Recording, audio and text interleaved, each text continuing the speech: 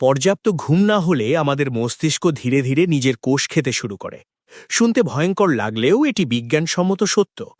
বিজ্ঞানীদের গবেষণায় দেখা গেছে, যখন আমরা দীর্ঘ সময় ঘুমাই না, তখন মস্তিষ্কের একটি বিশেষ কোষ, অ্যাস্ট্রোসাইটস এবং মাইক্রোগ্লিয়া, অতিরিক্তভাবে সক্রিয় হয়ে যায়। এরা সাধারণত মস্তিষ্কের ক্ষতিগ্রস্ত কোষ পরিষ্কার করে, কিন্তু ঘুমের অভাবে তারা সুস্থ নিউরনও ভেঙে ফেলতে শুরু করে।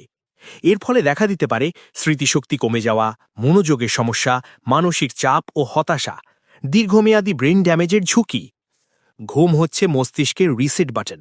ঘুমের সময় মস্তিষ্ক নিজেকে পরিষ্কার করে, নতুন তথ্য সংরক্ষণ করে এবং শক্তি ফিরে পায়। তাই কম ঘুম মানে শুধু ক্লান্তি নয়, এটি আপনার মস্তিষ্কের জন্য বিপজ্জনক। আজ থেকেই নিজের ঘুমকে গুরুত্ব দিন, কারণ সুস্থ মস্তিষ্কই সুস্থ জীবনের চাবিকাঠি।